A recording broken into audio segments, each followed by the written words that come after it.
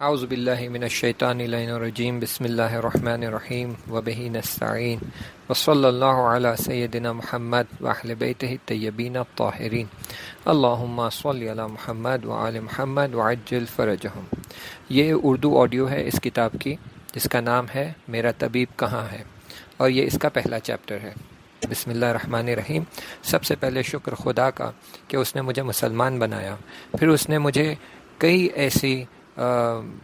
ایسے موقع دیے ہیں جس سے میں توبہ کر سکوں اور واپس پلٹ سکوں۔ شکر خدا کا کہ اس نے مجھے صراط المستقیم پر ہدایت کی ہے۔ شکر اہل البیت علیہ السلام کا کہ وہ ہمیشہ میرے مشکل وقت میں میرے ساتھ تھے۔ شکر ان کا اہل البیت علیہ السلام کا کہ انہوں نے کبھی بھی میرا ہاتھ نہیں چھوڑا، جبکہ کئی بار میں خود غفلت میں پڑ گیا تھا۔ شکر ان کا اہل البیت علیہ السلام کا کہ انہوں نے ہمارا اتنا خیال رکھا کہ بیان کیا نہیں جا سکتا۔ آئیے پہلا چیپٹر شروع ہونے سے پہلے کچھ ضروری مطلب ہے جو مصنف اور لیکھک آپ کو بتانا چاہتا ہے، تو پہلے وہ سن لیتے ہیں، پھر اس کے بعد بڑھتے ہیں پہلے چیپٹر کی طرف۔ اس انفارمیشن اور انٹرنیٹ کی دنیا میں لوگوں نے آج خود کو یہ عادت ڈال دی ہے کہ وہ سادہ مطلب پڑھیں۔ وہ پرانے دن گئے جہاں پر بڑی بڑی موٹی موٹی کتابیں لکھی جاتی تھی اور صرف اکیڈمک پرپس کے لیے اور سنگین مطالب کے ساتھ لکھی جاتی تھی، جس میں بہت سارے اصطلاحات، ڈیفیکلٹ ورڈز اور بہت ہی مشکل مطلب لکھا جاتا تھا، اور خود آتھر اس بات پر گرو کرتا تھا اور فخر کرتا تھا کہ اس نے مطلب اس طرح لکھا ہے کہ بہت کم لوگوں کی سمجھ میں آتا ہے، اور دوسری طرف پڑھنے والے اس بات پر فخر کرتے تھے اور گرو کرتے تھے کہ ایک مطلب سے انہوں نے کئی ایسے مطالب اور بطن سے بطن والے مطالب ڈھونڈ نکالے ہیں جو لیکھک کہنا چاہتا تھا۔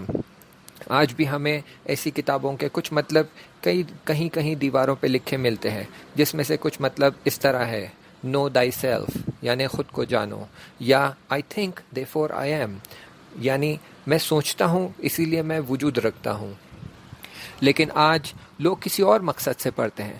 وہ پڑھتے ہیں تاکہ وہ ریلیکس کر سکے، وہ اس لیے پڑھتے ہیں تاکہ وہ انجوائے کر سکے، وہ اس لیے پڑھتے ہیں کیونکہ انہیں پڑھنا پسند ہے، یا وہ اس لیے پڑھتے ہیں کیونکہ وہ جاننا چاہتے ہیں، کچھ نیا سیکھنا چاہتے ہیں، یا اس لیے پڑھتے ہیں کیونکہ ان کے لیے کوئی چیز سخت ہے، مشکل ہے سمجھنے کے لیے، اور یہ پڑھنے سے اور یہ متن جاننے سے ان کے لیے وہ چیز آسان ہو جائے گی، یا پھر اس لیے پڑھتے ہیں کہ جو چیزیں آسان ہیں وہ اور آسانی سے سمجھ سکیں۔ اس کتاب کا اور اس کے بعد آنے والی کئی ایسی کتابوں کا، ان تمام کتابوں کا ہدف اور مقصد یہ ہے کہ پڑھنے والے کو اور سننے والے کو اس مطلب کو بہت ہی آسان الفاظ میں، جتنا آسان ہو سکے اتنے آسان الفاظ میں بیان کیا جائے، تاکہ یہ آسانی سے سمجھ سکے اور اسے ہضم کر سکے اور اپنی زندگی میں برپا کر سکے، یعنی امپلیمنٹ کر سکے۔ مقصد یہ نہیں ہے کہ لیکھک اور مصنف اپنی رائٹنگ سکل کو دکھائے کہ وہ کتنا سخت مطلب لکھ سکتا ہے یا کتنا آسان مطلب لکھ سکتا ہے، بلکہ مقصد یہ ہے کہ پڑھنے والے اور سننے والے اس مطلب کو بہت ہی آسانی سے اور سیدھے انداز سے اور پوری کلیئرٹی کے ساتھ سمجھ سکے۔ کچھ لیکھک اور مصنف یہ چاہتے ہیں کہ ان کی کتاب کو ہر کوئی سمجھ سکے، لیکن یہ کتاب کے لکھنے والے مصنف یہ چاہتے ہیں کہ ان کی کتاب کا مطلب کوئی غلط نہ سمجھے، یعنی کوئی غلط فہمی حاصل نہ ہو، بلکہ صرف مستقیم وہ فہمی حاصل ہو جو مصنف چاہتا ہے اور جو اسلام چاہتا ہے۔ یہ کہنے کے بعد ہم چاہتے ہیں کہ خدا ہمیں پڑھنے کی توفیق عطا کرے اور ہمارے دل میں پڑھنے کی خوشی دے، کیونکہ اس خوشی کو کوئی اور چیز بدل نہیں کر سکتی، مخصوصاً ایسی خوشی اور پڑھنا جس سے ہم ایسی ہستی کے نزدیک ہو جائے جو یکتا اور بے نہایت ہے، جو کہ خداوند متعال اور اللہ سبحانہ و تعالی ہے۔ آئیے پھر ہم پہلا چیپٹر شروع کرتے ہیں۔ پہلے چیپٹر کا نام ہے جیتنے کی دوڑ۔ آج کی دنیا میں ترقی طرز زندگی بن گئی ہے، اور انسان کو اس ترقی یافتہ دنیا میں ایسا لگتا ہے کہ وہ کوئی خاص ہدف اور مقصد کی طرف بڑھ رہا ہے، لیکن دوسری طرف اسے ایسا بھی لگتا ہے کہ کہیں وہ کچھ نہ کچھ بھول رہا ہے یا کہیں نہ کہیں کھو گیا ہے، مخصوصاً جب اس کے سامنے بہت ہی سادے اور بہت ہی سمپل سوال آتے ہیں، یا وہ چاہتا ہے کہ ایسے سوال اس کے ذہن میں آئے ہی نہ، بلکہ اگر کبھی آ بھی جاتے ہیں تو وہ پوری کوشش کرتا ہے کہ ان کی طرف توجہ نہ کرے اور انہیں اگنور کرے. لیکن وقت با وقت اور مقرر دیکھا گیا ہے کہ یہی سادے اور فنڈامنٹل سوال ہے جو سب سے زیادہ اہمیت رکھتے ہیں. یہی سوال ہے جو اس بات کی تسلی دیتے ہیں کہ ہم سیدھے راستے پر ہیں، اور یہی سوال ہمیں سیدھے راستے پر ہدایت کرتے ہیں. سوال جیسے کہ میں مسلمان کیوں ہوں؟ کیا چیز مجھے مسلمان بناتی ہے؟ مجھے کیوں خلق کیا گیا؟ انسان کیوں وجود رکھتا ہے؟ زندگی کا ہدف اور مقصد کیا ہے؟ اگر میں اپنی زندگی بنا کوئی مقصد کے جیوں تو کیا ہوگا؟ اگر خدا ایک ہے تو پھر دنیا میں اتنے دھرم اور ادیان کیوں ہیں؟ اور ایسے ہی ہزاروں سوال. آج 1400 سال بعد اگر ہم ایک آرڈنری مسلمان سے، ایک عام مسلمان سے پوچھیں کہ بتاؤ تم مسلمان کیوں ہو، تو آپ کو کیا لگتا ہے وہ کیا جواب دے گا؟ یا اگر تم ان سے پوچھو گے کہ تم کیوں خدا کی عبادت کرتے ہو تو وہ کیا جواب دے گا؟ بس ایسے ہی سوال ہے جس سے ہم بھاگتے ہیں، اور ایسے ہی سوال ہے جو ہم ذہن میں آنے نہیں دیتے، اور اگر آتے بھی ہیں تو ان کی طرف توجہ نہیں کرتے. مجھے یاد ہے جب میں چھوٹا تھا تو میرے پاس کئی سو اور ہزاروں سوال تھے، اور جیسے ہی مجھے موقع ملتا تو میں ہمارے مسجد کے امام جماعت یا پھر کوئی مولانا جو مجلس پڑھنے آتے ان کے پاس پہنچ جاتا اور ان سے یہ سوال پوچھنے لگتا. تو وہ کہتے بیٹا تم ابھی بہت چھوٹے ہو، یہ سوالوں کا جواب تم نہیں سمجھ پاؤ گے. یا وہ کہتے کہ سوال کا جواب بہت سخت ہے، تمہاری عمر سے بہت زیادہ بڑا ہے. یا پھر وہ پلٹ کر کہتے دیکھو خدا اور اہل البیت کے بارے میں سوال نہیں پوچھنا چاہیے. اس وجہ سے آہستہ آہستہ میں یہ ماننے لگا کہ اسلام کے پاس میرے سوالوں کا جواب نہیں ہے. اور جب تک میں بالغ ہوا اور اپنی ٹین ایج والی زندگی میں پہنچ گیا تب تک میں یہ ماننے لگا کہ حقیقت تو یہ ہے کہ اسلام کے پاس کسی سوال کا جواب نہیں ہے. بس اسلام ایک اندھا دین ہے، اور ہمیں بس آنکھ بند کر کے اللہ سبحانہ و تعالیٰ اور اہل البیت علیہ السلام کو ماننا ہے اور ان کی پیروی کرنا ہے. لیکن یہ سوال کبھی میرے ذہن سے گئے نہیں تھے، وہ ہمیشہ میرے ذہن کے پچھلے حصے میں قائم تھے اور چپ چاپ بیٹھے ہوئے تھے. 10 سال بعد پھر یہ سوال لوٹ آئے اور میرے ذہن کو مشغول کرنے لگے. میں نے ان کو زیادہ توجہ نہیں دی اور پھر میں اپنے سٹڈیز میں بزی ہو گیا. مخصوصاً آج کی دنیا میں جب سٹڈیز میں اتنا کمپٹیشن ہے، کالج اور یونیورسٹی میں اتنا کمپٹیشن ہے، تو کوئی رسک نہیں لے سکتا کہ ان سوالوں میں اپنا وقت برباد کرے اور مشغول ہو جائے. بلکہ پوری توجہ اس پر ہوتی تھی کہ میں زیادہ سے زیادہ درس پڑھوں، زیادہ سے زیادہ مارکس لاؤں اور زیادہ سے زیادہ آگے بڑھوں. اور کسی طرح میں نے خود کو منا لیا تھا کہ فعلاً یہ سوالوں کو رہنے دو، بعد میں جب میرے پاس تھوڑا وقت آ جائے گا، جب میرے ایگزامز ختم ہو جائیں گے یا پھر جب میری پڑھائی ختم ہو جائے گی اور میں جاب کرنے لگوں گا، تو انشاءاللہ تب میرے پاس تھوڑا ٹائم ہوگا، تب میں بیٹھ کر ان سوالوں کے بارے میں سوچوں گا اور ان پر زیادہ غور و فکر کروں گا. لیکن زندگی ایک بہت ہی خطرناک سائیکل میں پھنسی ہوئی ہے، ایک ایسی ریس، ایک ایسی دوڑ جو کبھی ختم ہی نہیں ہوتی ہے. جب بھی مجھے لگتا تھا کہ بس اب یہ ریس اور یہ دوڑ ختم ہونے ہی والی ہے، تب پھر سے یہ احساس ہونے لگتا کہ نہیں، ریس ختم نہیں ہو رہی ہے، بلکہ ایک نئی ریس شروع ہونے جا رہی ہے، ایک نئی دوڑ لگ رہی ہے. پھر سے میں خود کی کمر کس کے اس دوڑ کے لیے خود کو تیار کرتا، کیونکہ اگر ایسا نہ کروں تو پھر میں اس دوڑ میں ہار جاؤں گا.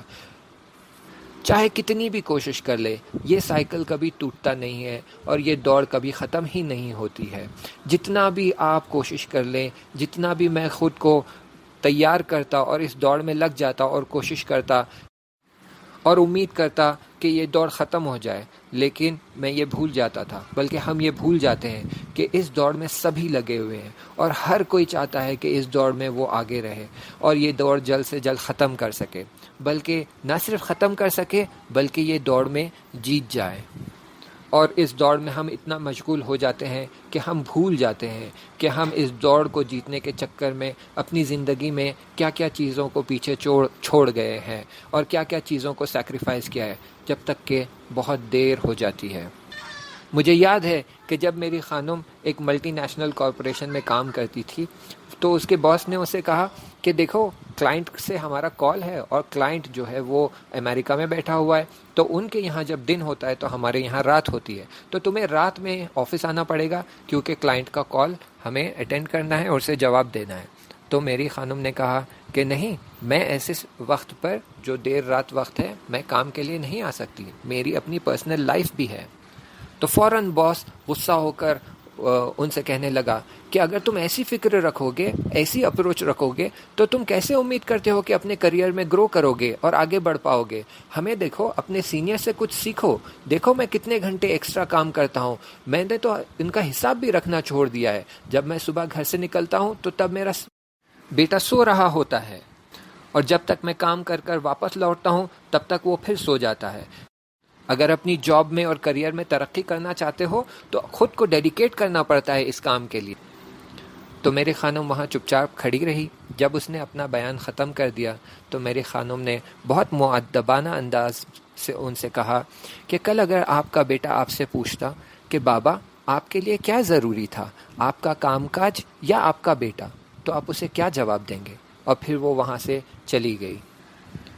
ہم اپنے جاب میں اور کریئر میں کامیابی پانے کے لیے اپنی زندگی میں کیا کیا سیکریفائس کیے ہیں، کیا کیا پیچھے چھوڑ گئے ہیں، ان سب باتوں پر گرو کرتے ہیں، فخر کرتے ہیں، اور بڑی کبر اور تکبر کے ساتھ بیان کرتے ہیں کہ دیکھو میں جاب میں آگے بڑھنے کے لیے میں نے یہ گنوایا ہے، دیکھو میں جاب میں آگے بڑھنے کے لیے اتنے گھنٹے کام کرتا تھا، دیکھو میں جاب میں آگے بڑھنے کے لیے حتیٰ اپنی فیملی کے ساتھ بھی ٹائم سپینڈ نہیں کرتا تھا۔ لیکن یہ سب بیان کرتے کرتے ہم بھول جاتے ہیں کہ یہ باتیں فخر اور گرو کرنے کی نہیں ہے، بلکہ پشیمان اور افسوس کرنے والی بات ہے۔ ہم یہ ساری چیزیں جو سیکریفائس کرتے ہیں ان کا ہمیں بعد میں اندازہ ہوتا ہے اور پشیمانی بھی ہوتی ہے، لیکن جو چیز ہم بھول جاتے ہیں وہ یہ کہ اس دوڑ میں اور اس جاب اور کریئر کی کامیابی حاصل کرنے میں ہم نے کتنا دین کو سیکریفائس کیا ہے تاکہ ہمیں یہ دنیا مل سکے۔ بالآخر دین بھی ایک ضروری چیز ہے زندگی کے حصے کی، اور ہم اسے اتنا زیادہ سیکریفائس کرتے ہیں کہ ہمیں اندازہ بھی نہیں ہوتا اور پتہ بھی نہیں چلتا۔ ہم ایک لمحہ رک کر سوچنے کے لیے بھی تیار نہیں ہیں کہ میں کیا کام کے لیے زندہ ہوں، یا میں اس لیے زندہ ہوں کہ کام کروں، یا پھر میں اس لیے کام کرتا ہوں تاکہ میری زندگی خوشحال ہو۔ دیکھیے پھر یہی سوال ہے، ایسے سوال جس سے ہم دور بھاگتے ہیں اور جنہیں جواب دینے کی کوشش نہیں کرتے۔ اس کتاب اور مصنف کا مقصد یہ ہے کہ ایسے ہی سوالوں کو بار بار پوچھا جائے اور ایسے ہی سوالوں کا جواب دینے کی کوشش کی جائے۔ آئیے میں آپ کو دعوت کرتا ہوں ایسی دنیا میں جہاں سوال پوچھے جا سکتے ہیں۔ سوالوں کی دنیا میں آپ کو بہت بہت خوش آمدید۔ یہاں پر ہم کوئی بھی سوال پوچھ سکتے ہیں، جو جاننا چاہتے ہیں وہ جان سکتے ہیں، بلکہ ایسے سارے سوال جن کا جواب جاننے کے لیے سالوں سے میرا دل تڑپ رہا ہے، ایسے سوالوں کو ہم اس کتاب میں پوچھیں گے اور ان کا جواب جاننے کی کوشش کریں گے۔ آئیے میں آپ کو پوچھنے کی اور جاننے کی خوشیوں کی طرف دعوت کرتا ہوں۔ آئیے میں آپ کو علم کی نعمتوں کی طرف دعوت کرتا ہوں۔ انشاءاللہ آگے کا مطلب اگلے چیپٹر میں۔ تب تک کے لیے التماس دعا، خدا حافظ۔